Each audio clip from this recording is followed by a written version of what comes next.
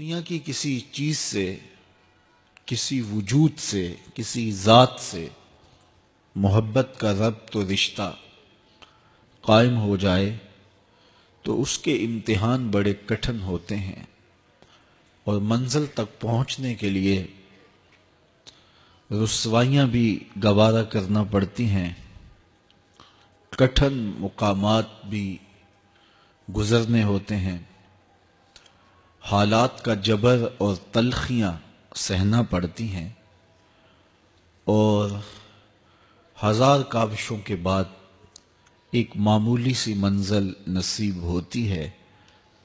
تو اللہ کا پیار کوئی اتنا سستا تو نہیں کہ وہ بغیر مشقتوں کے نصیب ہو جائے۔ اس کے لیے کوئی رت جگہ نہ کاٹنا پڑے، کوئی مشقت نہ سہنی پڑے، کوئی ملامت گوارا نہ کرنی پڑے، کوئی دکھ نہ جھیلنا پڑے، حالات کے جبر کا مقابلہ نہ کرنا پڑے۔ یہ کیسے ہو سکتا ہے؟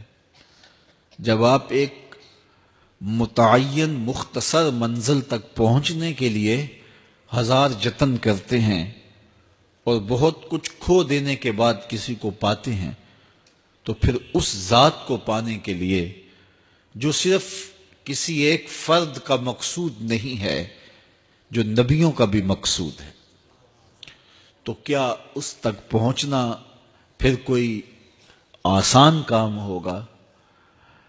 بڑا کٹھن مرحلہ ہے۔ یہاں کھال بھی ادڑتی ہے، یہاں سولیوں پہ بھی جھولنا پڑتا ہے، یہاں فصیلے دار پہ سروں کا چراغاں بھی کرنا پڑتا ہے، یہاں بدن کی بوٹیاں لوہے کی کنگھیوں سے چھیدی جاتی ہیں، اونٹوں کے پاؤں سے باندھ کر کے الٹے سمت اونٹوں کو دھڑا کر کے بدن چیرے جاتے ہیں، یہاں زنجیروں سے کسا جاتا ہے، حتیٰ کہ زنجیریں ہڈیوں تک جا پہنچتی ہیں۔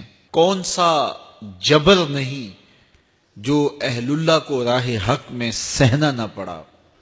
سر پہ آرا رکھ کے پاؤں تک نبی چیر دیے گئے، اپنوں سے جدا ہونا پڑا، کنان کے تاریک کنووں کو آباد کرنا پڑا، مالک ابن زغر کی قید کی مشقتیں سہنی پڑی۔ وہ وقت بھی آیا کہ ایک اٹی مول پڑا، اور وہ بھی خریدنے کے لیے آمادہ ہوئے۔ زمانہ دیکھتا ہے کہ اس راستے کے اندر کتنی مشکلات ہیں، کتنے دکھ ہیں اور کتنی اذیتیں ہیں۔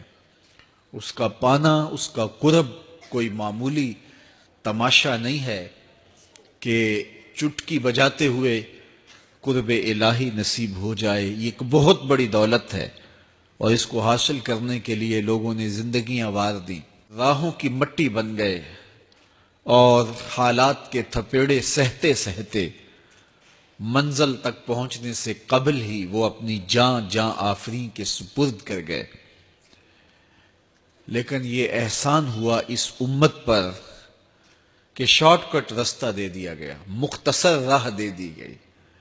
کہا کہ تم بھی اس کی تلاش میں نکلے ہو جس کی تلاش میں نکلنے والے قافلوں نے جنگل کی خاک چھانی تھی، صحراؤں میں ریت کا رزق بنے تھے۔ تم بھی اس کی تلاش میں نکلے ہو، تم جلا دیے جاؤ گے، تم مٹا دیے جاؤ گے، لیکن آؤ تمہیں ایک شجر سایہ دار بتائیں، تمہیں ایک ٹھنڈی چھاؤں بتائیں، جس کے سائے میں بیٹھ کے انتظار کرو گے تو منزل تمہیں خود نصیب ہوگی۔ اور وہ کیا ہے؟ قُلْ إِن كُنتُمْ تُحِبُّونَ اللَّهَ فَاتَّبِعُونِی، کہ اگر تم اللہ سے محبت کرتے ہو تو آسان طریقہ تمہیں بتا دیتے ہیں، میرے محبوب کی چوکھٹ پہ آ جاؤ، اللہ اکبر، جس کو تم ڈھونڈنے نکلے تھے وہ تمہیں وہاں مل جائے گا، اور تم اس سے محبت کا دعویٰ رکھتے تھے، وہ تم سے محبت کا دعویٰ کرے گا، اور پھر جب تم اس کے محبوب ہو جاؤ گے تو پھر جو تم کہو گے وہ کیوں نہیں ہوگا، کیونکہ محبوبوں کی تو بات مانی جاتی ہے۔